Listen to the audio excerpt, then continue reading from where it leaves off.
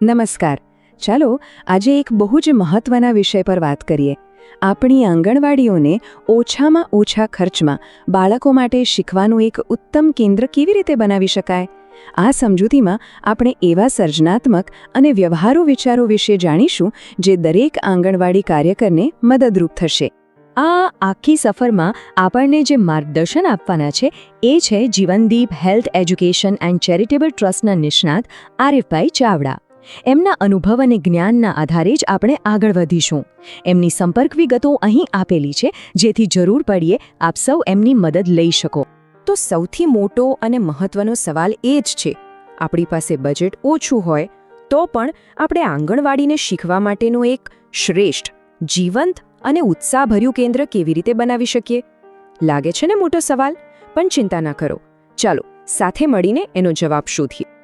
કોઈ પણ ઉપાય પર જતા પહેલા આપણે મૂળ વાતને સમજવી પડશે.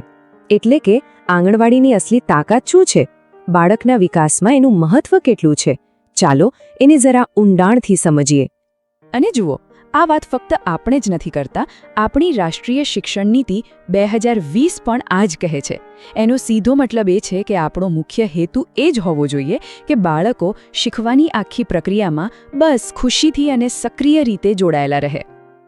તો બાળકોને ખુશીથી અને સક્રિય રીતે જોડવા માટે સૌથી પહેલાં એ સમજવું પડે કે બાળકો શીખે છે કેવી રીતે, ખરું ને? નાના બાળકોનું મગજ કઈ રીતે કામ કરે છે એ જાણવું આપણા માટે ખૂબ જ જરૂરી છે. અને અહીંયા છે ને, આપણે કોઈ ચોપડીવાળા ભણતરની વાત નથી કરી રહ્યા.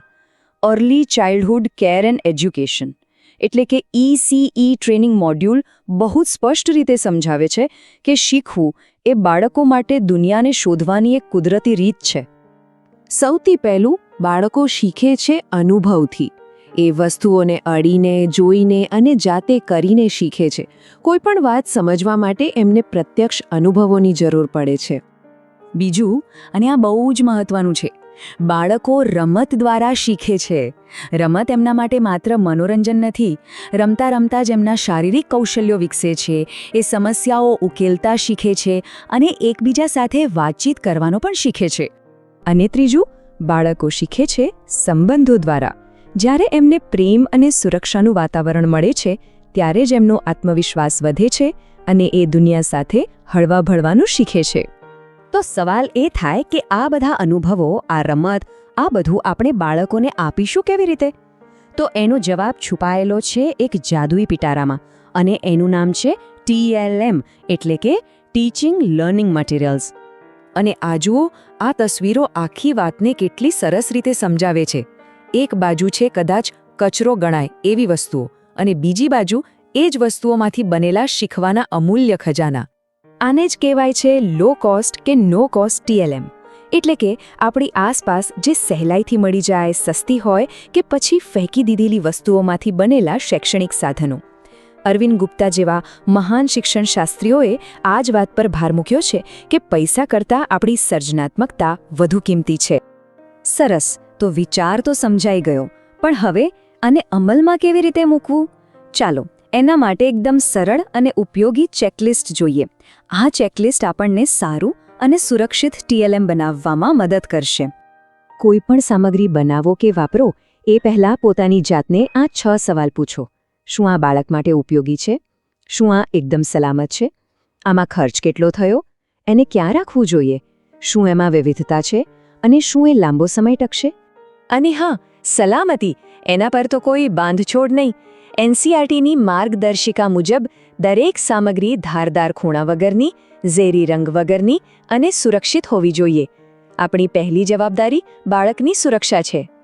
ચાલો હવે આપણે જે કંઈ પણ શીખ્યા, જે સિદ્ધાંતો અને સામગ્રીની વાત કરી, એને એક મજાની પ્રવૃત્તિમાં કેવી રીતે વાપરી શકાય એ જોઈએ. આ પ્રવૃત્તિનું નામ છે 4 ખૂણા. આ પ્રવૃત્તિ એકદમ સરળ છે. આપણે બાળકોને નાના નાના ગ્રુપમાં વહેંચી દઈએ છીએ. દરેક ગ્રુપને એક ખૂણામાં અલગ અલગ સામગ્રી સાથે રમવા, શીખવાનો મોકો મળે છે. અને પછી તેઓ ખૂણા બદલે છે, જેથી બધા બાળકોને બધી વસ્તુઓનો અનુભવ મળે. આ જુઓ એક ઉદાહરણ. એક ખૂણામાં બોટલના ઢાંકણા અને કાંકરાથી ગણિત શીખવાય છે. બીજા ખૂણામાં ચિત્રો અને વાર્તાની ચોપડીઓથી ભાષાનો વિકાસ થાય છે. ત્રીજામાં કલા અને ચોથામાં પઝલ. અને આ બધું જ ઓછી ખર્ચાળ સામગ્રીમાંથી. છે ને કમાલ? તો આ બધી વાતો પરથી એક વસ્તુ તો એકદમ સ્પષ્ટ છે કે એક સરસ મજાની શીખવાની જગ્યા બનાવવા માટે જે શક્તિ જોઈએ છે ને એ બીજે ક્યાંય નથી, એ આપણી અંદર જ છે. એક બહુ સરસ વાત કહેવાય છે, જિહાદ પારણું ઝુલાવે છે પ્રી પ્રાઇમરી શિક્ષક, આંગણવાડી કાર્યકરો અને માતા પિતા તે જ દુનિયા પર રાજ કરે છે. આપણું કામ માત્ર બાળકના ભવિષ્યને જ નહીં પણ આખા સમાજના ભવિષ્યને આકાર આપે છે. તો ચાલો આજના આ સેશનને એક વિચાર સાથે પૂરું કરીએ. જરા વિચારો કે આજની એવી કઈ એક વસ્તુ છે જેને આપણે નકામી સમજીએ છીએ પણ એ આવતીકાલ માટે બાળકનું શીખવાનો રમકડું બની શકે છે.